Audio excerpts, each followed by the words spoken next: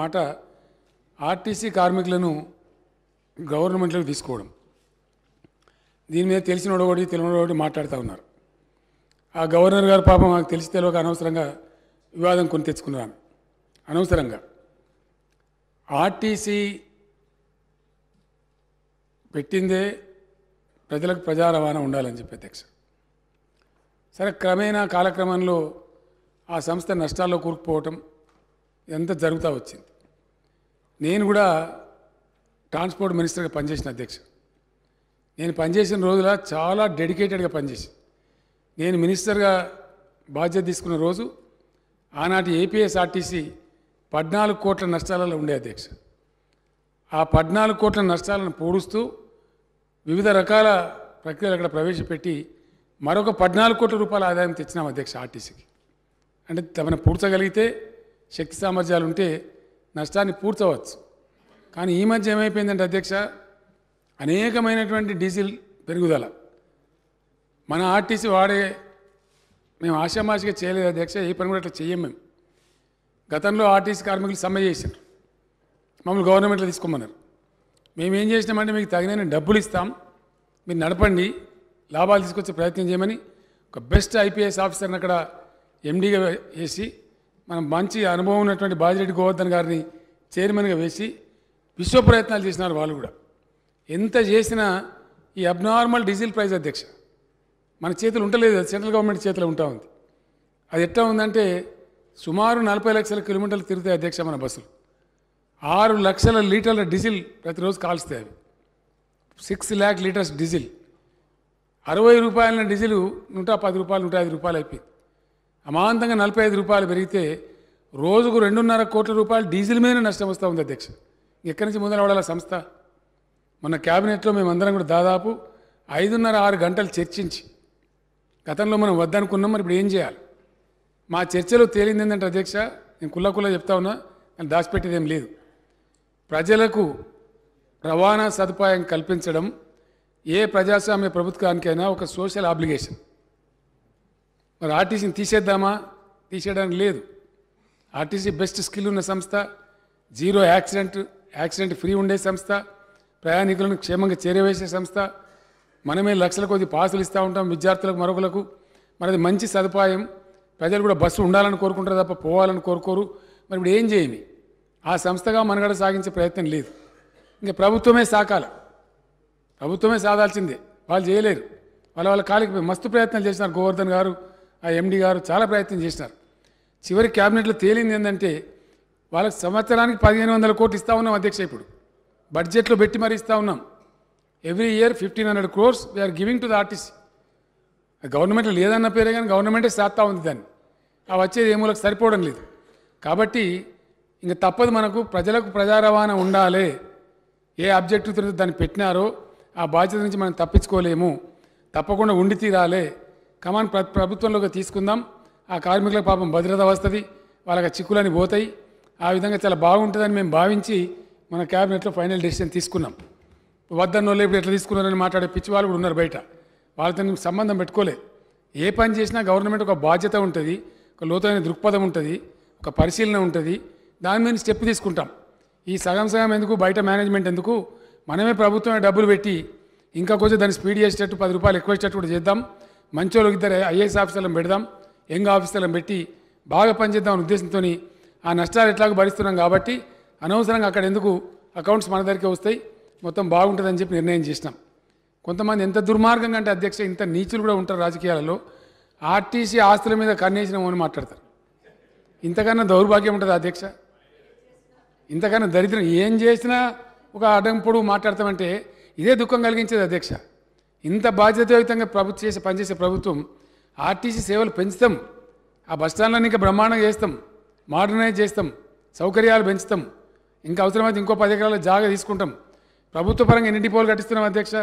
ఇప్పుడే అక్బరుద్దీన్ ఓవైసీ గారు అడిగినారు, బండ్లగూడలో నాకు బస్ డిపో కావాలని చెప్పి. ఎందుకు అడుగుతున్నా? అక్బరుద్దీన్ పర్సనల్ ఏం లేదు అక్కడ. ఆ ప్రాంత ప్రజలకు ట్రాన్స్పోర్ట్ ఫెసిలిటీ కావాలా. His idea is constituency people should get good facility. Definitely government will take up. దానిలో ఏమవుతుంది, ఇంకా అదనంగా జాగాలు సమకూరుస్తాం. అవి బోలేతే अकबर भाई क्या औकाफ ज़मीन का है, वहाँ से नो ऑब्जेक्शन लेके वहाँ सारी चीज़ बना सकते बोले। ऐसे और ज़मीन हम आरटीसी को देंगे, देते ही जाएंगे, उस संस्था को बढ़ा लेंगे। वो अपना संस्था है, अपना घर का बच्चा है, उसको कैसे मार देते? సో ఇట్లా దుర్మార్గం మాట్లాడే ఈ చిల్లరగాల మాటలని కాదు.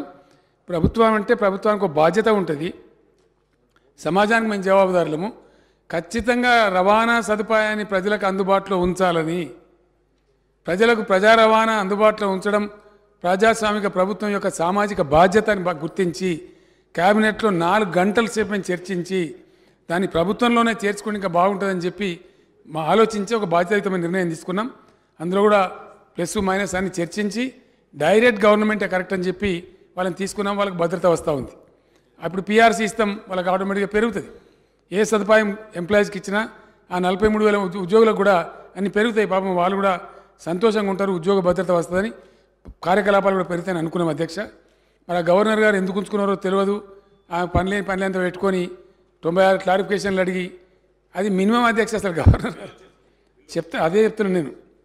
ఈ సభ్యులు వెళ్ళిపోతారని నేను చెప్తున్నా, నేను దాటంగానే వీళ్ళు దాటగలరని చెప్తున్నా. అయితే వారికి జ్ఞానోదయమై గవర్నర్ గారు మధ్యాహ్నం బిల్ సంతకం చేసి పంపించారు. చాలా సంతోషం, వారికి నేను ధన్యవాదాలు చెప్తున్నా. ఆర్టీసీ కార్మికుల పక్షాన, నా పక్షాన. ఇప్పుడు ఆ బిల్లు వచ్చింది, రెడీగా ఉంది. ఇంకోటి మున్సిపల్ బిల్ ఏదో కూడా చిన్నది ఉంది. ఆ 2 కూడా బిల్లు పాస్ చేసేవారు గౌరవ సభ్యులు దయచేసి సభలోనే ఉండాలి. అది మన బాధ్యత. నేను తినలేదు కాబట్టి నాకు ఒక్కరిని పర్మిషన్ ఇస్తే నేను పోతా. పొమ్మంటారా? నేను లంచ్ చేయలేదు కాబట్టి నేను వెళ్తాను. మిగిలిన సభ్యులు దయచేసి ఉండి, తమరు కూడా కొంచెం ఓపిక చేసుకొని ఉండి ఆ బిల్స్ కూడా కంప్లీట్ చేస్తే ఈ సెషన్కి పూర్తిగా నిండుదనం వస్తుంది. కాబట్టి అది చేయాలని కోరుతూ సెలవు అధ్యక్ష. ధన్యవాదాలు. పేమెంట్స్ కూడా గతంలో శాలరీ 4 నెలలకు 6 నెలలకు ఏడాదికి ఇచ్చేది అధ్యక్ష. గ్రామ పంచాయతీల యొక్క, మండల పరిషత్ల యొక్క, మున్సిపాలిటీల యొక్క బడ్జెట్ రూపకల్పనలో కూడా నేను పర్సనల్గా ఇంటర్ఫియర్ అయ్యి చార్జ్డ్ అకౌంట్ కింద దాన్ని పెట్టినాం అధ్యక్ష. అంటే ఫస్ట్ కరెంట్ బిల్ పే చేయాలా, సెకండ్ శాలరీస్ పే చేయాలా, దాని తర్వాత మిగిలితేనే అభివృద్ధి కార్యక్రమాలు ఖర్చు పెట్టుకోవాలనేటువంటి యాక్ట్లోనే పెట్టినాం. మున్సిపల్ యాక్ట్లో కానీ, గ్రామ పంచాయతీ యాక్ట్లో కానీ. గతంలో మాదిరిగా కాకుండా వాళ్ళకి రెగ్యులర్గా శాలరీస్ కూడా అంతా ఉన్నాయి. వాళ్ళ సమస్యలు ఏమైనా ఉండతే తప్పకుండా ప్రభుత్వం సానుభూతితో పరిశీలిస్తుంది, తప్పకుండా దాన్ని పరిష్కారం చేసే ప్రయత్నం చేస్తుందని కూడా నేను మనవి చేస్తూ ఉన్నా అధ్యక్ష. ఇది లేదు, పెన్షన్లు కూడా మొన్న గతంలో కొంత పెండింగ్ అనే మాట వాస్తవం చెప్పినాము. ఎందుకంటే ఇద్దరికి ఇస్తలేము కాబట్టి, ఒక వ్యక్తి చనిపోయి ఆయన భార్యనో లేదా భార్య చనిపోయి భర్తనో మిగిలి ఉంటే వాళ్ళకి క్విక్గా ఇమీడియట్గా ఇచ్చే ఏర్పాట్లు ఆల్రెడీ ప్రభుత్వం చేస్తూ ఉంది. మిగిలింది పాల బకాయిలు కానీ వారు ఏదైతే చెప్పినరో ఆ కన్సర్న్ మినిస్టర్ గారు కూడా నోట్ చేసుకున్నారో డెఫినెట్గా దాన్ని ఇవ్వమని చెప్తాము. మరొకటి ఏదైతే గల్ఫ్ అని వారు అన్నారో 100% దాన్ని సానుభూతితో పరిశీలించి ఒక పాలసీ ఏర్పాటు చేయడానికి భవిష్యత్తులో ప్రయత్నం చేస్తాం అధ్యక్ష. ఆర్టీసీ కార్మికులను గవర్నమెంట్లోకి తీసుకోవడం, దీని మీద తెలిసినోడు ఒకటి తెలియనోడు ఒకటి మాట్లాడుతూ ఉన్నారు.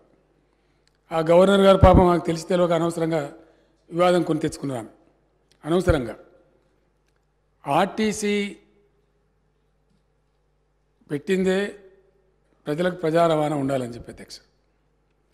సరే, క్రమేణా కాలక్రమంలో ఆ సంస్థ నష్టాల్లో కూరుకుపోవటం ఎంత జరుగుతూ వచ్చింది.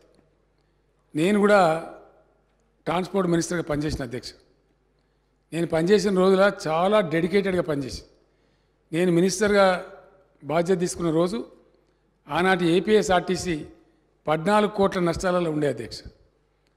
ఆ 14 కోట్ల నష్టాలను పూడుస్తూ వివిధ రకాల ప్రక్రియలు అక్కడ ప్రవేశపెట్టి మరొక 14 కోట్ల రూపాయల ఆదాయం తెచ్చినాం అధ్యక్ష ఆర్టీసీకి. అంటే తమను పూడ్చగలిగితే, శక్తి సామర్థ్యాలు ఉంటే నష్టాన్ని పూడ్చవచ్చు. కానీ ఈ మధ్య ఏమైపోయిందంటే అధ్యక్ష, అనేకమైనటువంటి డీజిల్ పెరుగుదల మన ఆర్టీసీ మేము ఆశామాషిగా చేయలేదు అధ్యక్ష. ఏ పని కూడా అట్లా చెయ్యం మేము. గతంలో ఆర్టీసీ కార్మికులు సమ్మె చేశారు, మమ్మల్ని గవర్నమెంట్లో తీసుకోమన్నారు. మేమేం చేసినామంటే మీకు తగిన డబ్బులు ఇస్తాం, మీరు నడపండి, లాభాలు తీసుకొచ్చే ప్రయత్నం చేయమని ఒక బెస్ట్ ఐపీఎస్ ఆఫీసర్ని అక్కడ ఎండీగా వేసి, మనం మంచి అనుభవం ఉన్నటువంటి బాజిరెడ్డి గోవర్ధన్ గారిని చైర్మన్గా వేసి విశ్వ ప్రయత్నాలు చేసినారు వాళ్ళు కూడా. ఎంత చేసినా ఈ అబ్నార్మల్ డీజిల్ ప్రైస్ అధ్యక్ష మన చేతులు ఉండలేదు, సెంట్రల్ గవర్నమెంట్ చేతిలో ఉంటా ఉంది. అది ఎట్లా ఉందంటే సుమారు 40 లక్షల కిలోమీటర్లు తిరుగుతాయి అధ్యక్ష మన బస్సులు. 6 లక్షల లీటర్ల డీజిల్ ప్రతిరోజు కాల్స్తాయి. అవి 6 lakh లీటర్స్ డీజిల్. 60 రూపాయల డీజిల్ 110 రూపాయలు 105 రూపాయలు అయిపోయింది. అమాంతంగా 45 రూపాయలు పెరిగితే రోజుకు 2.5 కోట్ల రూపాయలు డీజిల్ మీద నష్టం వస్తూ ఉంది అధ్యక్ష. ఎక్కడి నుంచి ముందర పడాలి సంస్థ?